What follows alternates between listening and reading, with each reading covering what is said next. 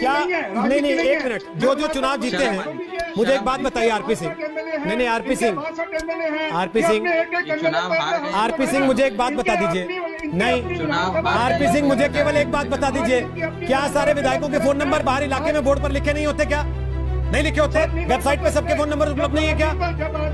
नहीं होते? अपना नंबर दे दीजिए ना, अपना नंबर दे दीजिए, बोलिए कि मैं भर्ती कराता हूँ अगर राघव चड्ढा नहीं करा रहा तो। दीजिए आदेश गुप्ता का नंबर, बोलिए कि बीजेपी दिल्ली का अध्यक्ष इतना स्ट्रांग होता है, एक फोन करेगा एडमिशन कराएगा अस्पताल में। दीजिए डॉक्टर हर्षवर्धन का नंबर, क्यों नहीं देते उनका नंबर? डॉक्टर हर्षवर्धन का नंबर दे दूंगा मैं। जो मैं पूछ रहा हूँ आपसे, इससे पूछिए ये ऐप छोड़कर दिल्ली में हेल्पलाइन नंबर करनी शुरू करते हैं। पिछले 15 मिनट से क्या पूछ रहा हूँ उनसे? पिछले 15 मिनट से मैं क्या पूछ रहा हूँ उनसे? लेकिन आपके ऊपर सवाल आया तो आप कह रहे हैं उनका फोन नंबर बताता हूँ मैं। ये जवाब देने का तरीका आपका? जल्दी आज रामपुर से, यही तरीका इनका। जल्दी आज रामपुर से, हो सकता है कल मुझे जाना पड़ रहा है, मेरे को अस्पताल नहीं मिलेगा, आपको जाना पड़ेगा, आपको अस्पताल नहीं मिलेगा। आरपी सिंह जी, शर्म की बात, शर्म की बात। आरपी सिंह जी, एक एक आदमी रो रहा है, एक एक आदमी तंग है, परेशान है, सुन रहे? मेरी आवाज आ रही है? कब तक दिल्ली को बेखून हो गया? मेरी आवाज आ रही है?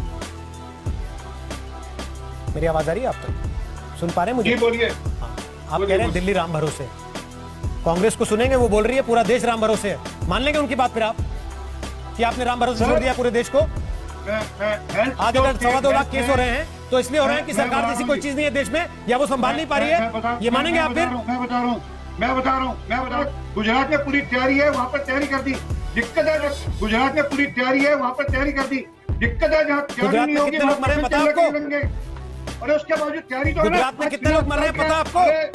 उस तैयारी का आदमी क्या करे जब मर जा रहा है तो? जी ठीक, अब बोलिए। मैं तो किसी के बीच में मैं तो किसी के बीच में नहीं बोलता, न जाने ये क्यों हमेशा उत्तेजित हो जाते हैं, न जाने क्यों इनके ये कितने खोखले और झूठे आरोप लगाते हैं। इसी बात से साबित हो जाता है कि कह रहे हैं कि 1 जून को मोबाइल ऐप ये दिखा रही थी, गलत जानकारी दे रही थी, जब तक 1 जून को मोबाइल ऐप हमने लॉन्च भी नहीं करी थी, शुरू भी नहीं हुई थी। इसी से इनके झूठों का पर्दाफाश हो जाता है। मैं कांग्रेस सरकार पे कांग्रेस पार्टी और उनकी जो अन्य राज्यों में सरकारें चल रही हैं उस पर तो कुछ बोलना भी नहीं चाहता, क्योंकि वो समय की बर्बादी है। मैं मुद्दे की बात पर आता हूं। यदि हमारी मोबाइल एप्लीकेशन इतना बड़ा फेलियर होती रोहित जी, तो बीते 3 दिनों में 1100 से अधिक पेशेंट हमारे मोबाइल ऐप के माध्यम से अन्य अस्पतालों में भर्ती नहीं होते।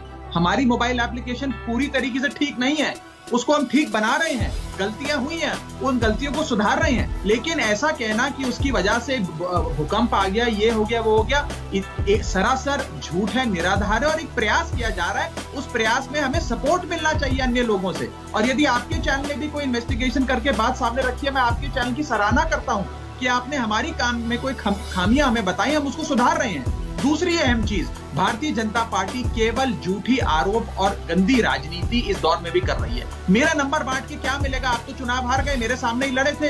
अब वो हार की जो आपके अंदर फ्रस्ट्रेशन है, वो मेरा नंबर बांट के यदि आप न्यूज चैनल पे दिखाना चाहते हैं तो दिखाइए। मैं तो वैसे ही जनता के बीच रहता हूँ 24 घंटे, लेकिन चुनाव हार के इतनी फ्रस्ट्रेशन ना दिखाएं कि मेरा नंबर आप इस प्रकार से कोरोना की हेल्पलाइन बनाए। मेरा नंबर पहले ही हेल्पलाइन है और मैं दिन रात लोगों की सेवा करता हूँ और अपने क्षेत्र के लोगों की भी सेवा करता हूँ। ये बात आप कान खोल के समझ लें।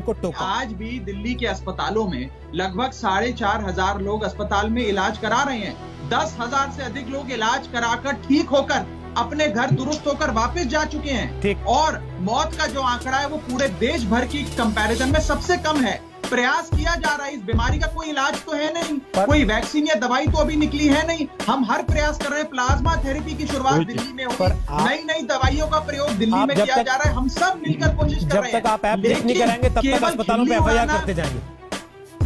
देखिए, अगर कोई अस्पताल हमारी दिल्ली के लोगों की सेवा नहीं करेगा, मुनाफाखोरी करेगा, ब्लैक मार्केटिंग करेगा, लोगों को मरने के लिए छोड़ देगा, तो उस अस्पताल के खिलाफ तो एफआईआर होनी चाहिए रोहित जी। और मुझे लगता है आप भी इस बात से इनकार नहीं करेंगे। और यदि किसी व्यक्ति के पेट में दर्द हो रही है कि हमने एफआईआर कराई, जैसे अभी आपके चैनल पर कोई बोल रहा था, तो उसका क्या मकसद है, ये बात आप अच्छी